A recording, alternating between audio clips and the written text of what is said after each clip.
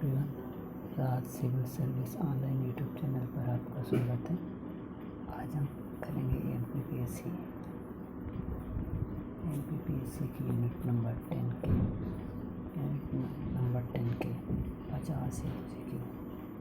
50 MCQ सामने रहेंगे। तो इनमें से पहला क्वेश्चन है, बैगा जनजाति पृथ्वी के निर्माता किसे मानते हैं? Option number 1 Indradev, option number 2 Agnidev, option number 3 Somdev और ऑप्शन नंबर डी ठाकुर देव। तो इसका सही जवाब होगा ऑप्शन नंबर डी ठाकुर देव। जो बैगा जाती है तो एमपी की आप लोग जब देखेंगे, एमपी लिखती पीबीटीज पार्टिकुलरली वल्नरेबल ट्राइबल ग्रुप में से एक है, जिसका मानक पहली बार जब देखेंगे टेबर आयोग के द्वारा किया गया था। अगला क्वेश्चन, बेरियन एल्विन ने बैगा जनजाति के लिए किस शब्द का प्रयोग किया था?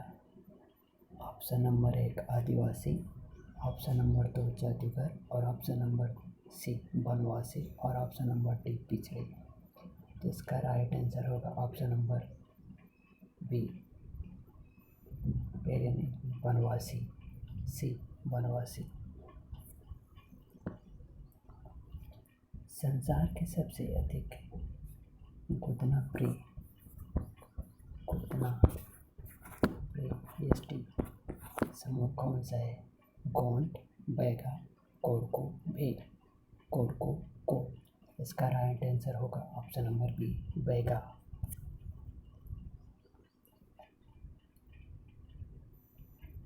गुनेरी घास के द्वारा किस घास का उपयोग करके किस जनजाति के द्वारा चटाई का निर्माण किया जाता है?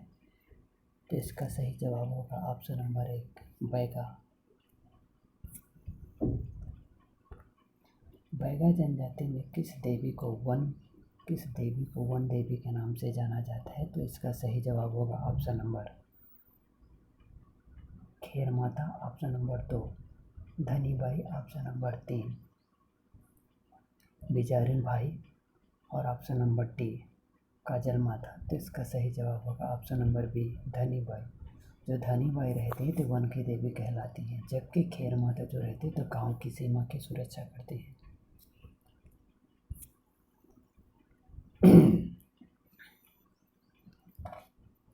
बैगा जनजाति से संबंधित झालर परंपरा का संबंध किससे है? ऑप्शन नंबर 1 सूरज पूजा और ऑप्शन नंबर बी मुंडन और ऑप्शन नंबर सी विवाह और ऑप्शन नंबर डी मंगनी। तो इसका सही जवाब होगा मुंडन से। बंजारा जनजाति के द्वारा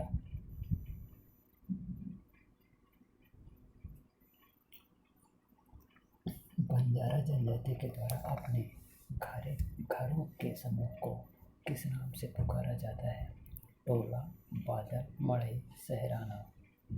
तो इसका राइट आंसर होगा ऑप्शन नंबर बी बादल। जबकि टोला किसका कहलाता है? जो कोल रहता है, कोल के जो बस्ती रहती है उसको बोलते हैं कुलारिन और कुलारन के समूह को बोलते हैं टोला। जबकि मड़ई रहता, मड़ई एक गोंड जनजाति के कल्चर है। जबकि सहराना शहरीय जनजाति का। 1999 में बेकू रामजी दाती आयोग का गठन किया गया था, तो किस उद्देश्य से किया गया था? ऑप्शन नंबर 1 आदिवासियों के हेतु, ऑप्शन नंबर 2 पिछड़ी जनजाति और ऑप्शन नंबर सी घुमंतू जनजाति और ऑप्शन नंबर डी विमुक्त समुदाय। तो इसका राइट आंसर होगा ऑप्शन नंबर सी घुमंतू जनजाति। एमपी में जितनी भी घुमंतू जनजाति हैं, उन घुमंतू जनजाति में से जब देखेंगे तो केवल 31 हैं। 31 घुमंतू जनजाति विमुक्त रहेंगी 21।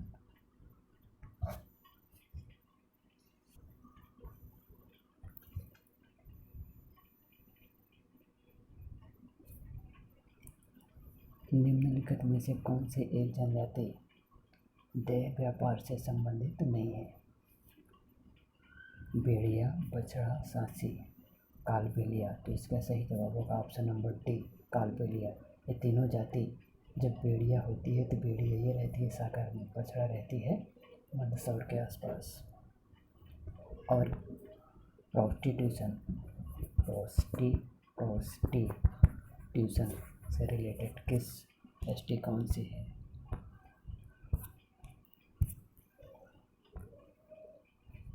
नारसी फारसी भाषा किस जनजाति द्वारा बोली जाती है?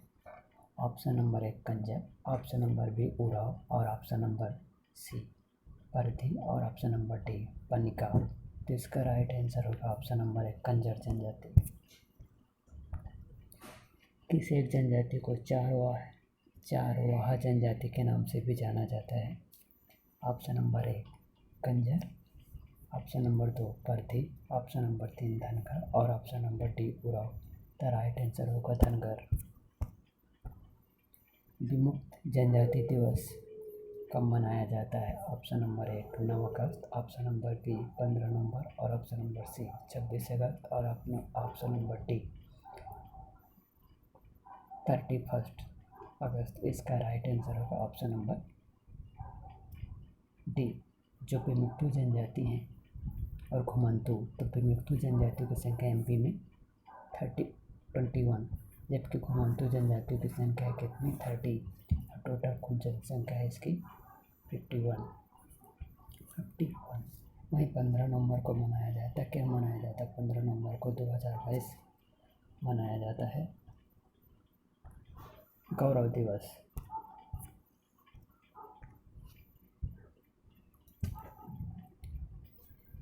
कौन सी जनजाति स्वयं को वाल्मीकि का वंशज मानती है? ऑप्शन नंबर 1 कोरकू, और ऑप्शन नंबर बी सहरिया, और ऑप्शन नंबर सी कोर, और ऑप्शन नंबर डी पनिका। तो इसका राइट आंसर होगा बी सहरिया। सहरिया के बारे में जो जानकारी मिलती है तो आईने अकबरी में मिलती है। आईने अकबरी में 15वीं शताब्दी में। असहरिया भाषा सहरिया शब्द किस भाषा के? तो ये फारसी, एक फारसी शब्द है। पेमा फाल्या को तुलसी अवार्ड किस वर्ष सम्मानित किया गया था? अब 2016, 2017, 2018, 2019। इसका राइट आंसर होगा 2017। सामर प्रथा का प्रचलन किस जनजाति में है? सामर प्रथा का प्रचलन किस जनजाति में है? बैगा में। मध्य प्रदेश में विमुक्त जनजातियों की कुल संख्या कितनी है? तो इसका राइट आंसर होगा 21, जबकि कितनी है? घुमंतु जनजाति। आलाखंड का गायन किस जनजाति द्वारा गाया जाता है? तो ये गाया जाता है किस जनजाति के द्वारा? हड़बोला। गोदरेज नामक भित्ति चित्र भील जनजाति द्वारा किस अवसर पर बनाए जाते हैं? तो इसका राइट आंसर होगा ऑप्शन नंबर ए विवाह के अवसर पर। जितने घर रहते हैं तो घर की दीवारों में बनाए जाते हैं, दीवारों में। गोदरेज। डाम देने की प्रथा किस जनजाति में प्रचलित है? डाम देना, तो डाम देने की प्रथा किस जनजाति में प्रचलित है?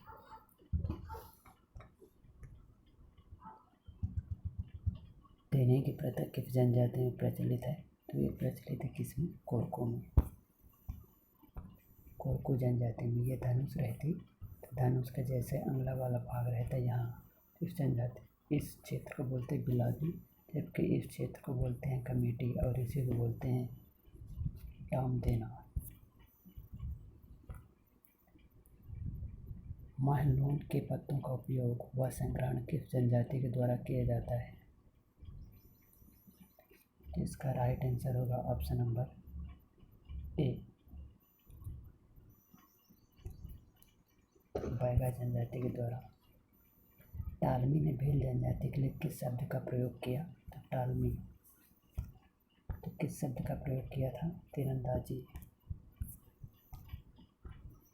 जंगल काटकर खेती करने की बदलाव प्रथा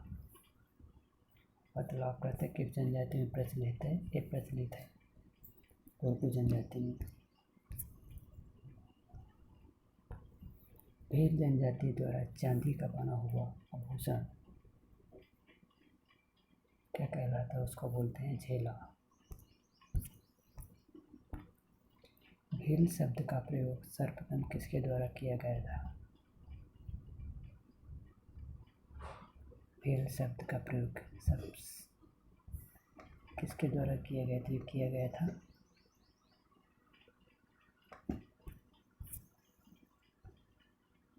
अम्बा मेला, जिसे भीलों का कुंभ भी कहा जाता है, किस अवसर पर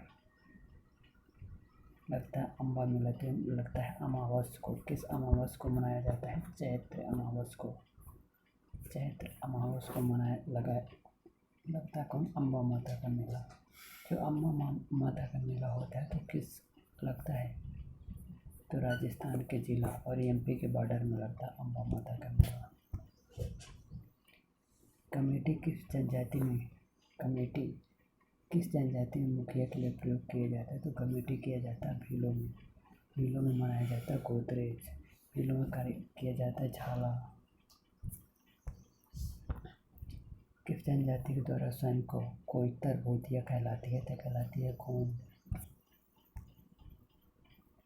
गोंड जनजाति में मुखिया के लिए प्रसिद्ध शब्द क्या है? गोंड में सबसे प्रसिद्ध शब्द है गोटिया। जबकि सेकंड नंबर का है मुकद्दम, थर्ड नंबर का दीवान। कोड़को किस में बोलते हैं? भारिया में। मुखिया को क्या बोलते हैं? भारिया में। ये बोलते हैं पटेल। हरवाही खेती किस जनजाति के द्वारा की जाती है? हरवाही खेती किस जनजाति के द्वारा किया जाता है? गोंड में। गोंडों के द्वारा यह है हरवाही की मतलब कि गोंड के द्वारा बैलों को उधार लेकर खेती की जाती है, हरवाही खेती कहलाती है। कपची किस जनजाति के द्वारा पहने जाने वाला एक वस्त्र है? तो कपची किस जनजाति में पहना जाता है पैगा में। एक प्रकार की साड़ी है। मूला और मिलाई का संबंध किस जनजाति से? तो इसका संबंध है कोरकू से। ये कोरकू जनजाति मूला और मिलाई का संबंध रहता है कि अपने आप को क्या मानते हैं? रावण का वंशज मानते हैं। इसीलिए जब देखेंगे कि मेघनाथ पर्व मनाया जाता है। झामता गीत का संबंध किस जनजाति में प्रचलित है? तो प्रचलित है कोरकू में। जनजाति से संबंधित सीडू शब्द का प्रयोग किया जाता है। ये प्रयोग किया जाता है शराब यानी कच्ची शराब को सीडी शब्द सीडू। कुल्हान को जनजाति का निवास स्थान माना जाता है कुल्हान को। आज इसके प्रमुख जैसे रह जाते हैं। इसके कुल्हान के समूह को बोला जाता है टोला।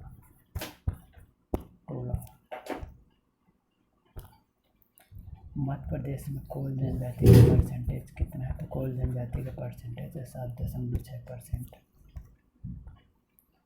गंजन सिंह कोरकू का संबंध नहीं है, किस आंदोलन से नहीं है? तो इसका संबंध है स्वतंत्रता संग्राम से। गंजन सिंह कोरकू जंगल सत्याग्रह में जब देखेंगे गंजन सिंह कोरकू का संबंध रहता बैतूल से। गंजन सिंह कोरकू वहीं रहता भारत छोड़ो आंदोलन में भाग लेते। सबने अवज्ञा आंदोलन में भाग लेते। 1857 में भाग नहीं लेते।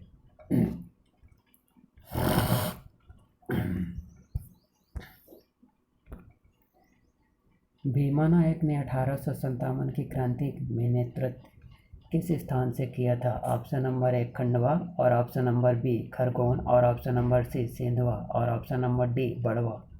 तो राइट आंसर होगा option number C Sendhwa. Sendhwa किस जिला में आता? बड़वानी। बड़वानी में कहाँ आता है? बड़वानी के साउथ में, बिल्कुल एकदम महाराष्ट्र की सीमा से सेंधवा का किला है। सेंधवा का किला आप लोग जब देखेंगे तो भील जनजाति के द्वारा निर्माण किया जाता है सेंधवा का किला। निम्नलिखित में से किस जनजाति के द्वारा स्वयं को रावण का वंशज माना जाता है? तो ये माना जाता है कोरकू के द्वारा, जैसे मूला और मिलाई। सहरिया शब्द किस भाषा से संबंधित है? संबंधित है फारसी से। फारसी भाषा से संबंधित है। 15वीं शताब्दी में जैसे जब मुग़ल आ जाते हैं तो मुग़ल आने के बाद जब देखें 16वीं शताब्दी में आते मुग़ल, तो मुग़लों के द्वारा मध्यकाल में जो भाषा का प्रयोग किया जाता है वो भाषा रहती सहरिया।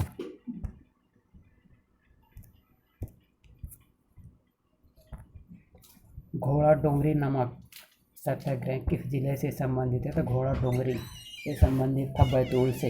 इसी घोड़ा डोंगरी सत्याग्रह से संबंधित थे गंजन सिंह कोरकू। यही गंजन सिंह कोरकू क्या करते? गंजन सिंह कोरकू 9 अगस्त 1930 को घोड़ा डोंगरी में जंगल सत्याग्रह का आयोजन करते। मध्य प्रदेश के इतिहास में जंगल सत्याग्रह का जो प्रस्ताव रखा गया था पंडित द्वारका प्रसाद मिश्र। पंडित द्वारका प्रसाद मिश्र जी भोपाल से जाते हैं दिल्ली, और दिल्ली जाने के बाद जवाहरलाल नेहरू से अनुमति लेकर आते हैं कि हम लोग जाएंगे और जंगल सत्याग्रह का आयोजन करेंगे। पंडित जवाहरलाल नेहरू को इस बात का भी डर था कि कहीं ये आदिवासी हैं, आदिवासी में क्या रहता, भावनाओं की तीव्र प्रवृत्ति रहती, भावनाओं की। इसीलिए उनका भय था कि जंगल में लोग जाएंगे तो ये जंगल सत्याग्रह क्या हो जाएगा, वायलेशन हो जाएगा, मतलब कि अहिंसात्मक आंदोलन रूप धारण कर लेगा। परंतु उसमें द्वारका प्रसाद मिश्र जी के द्वारा क्या किया जाता है, उनको मना लिया जाता है कि ऐसा कुछ नहीं होगा।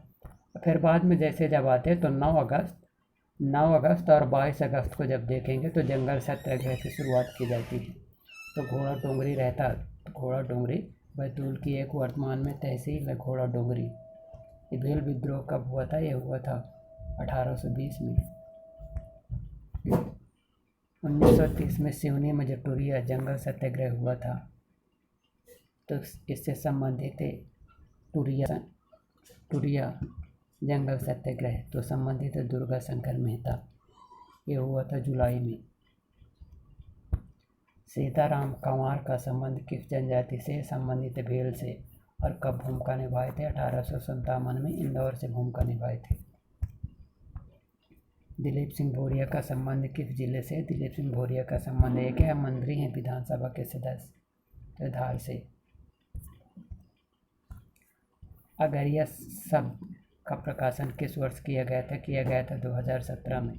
जबकि भील शब्द का प्रकाशन किया गया था 2021 में।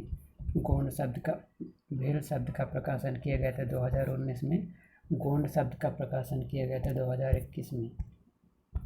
बादल भोई जनजाति म्यूजियम का नाम किस वर्ष रखा गया था? 1997 में।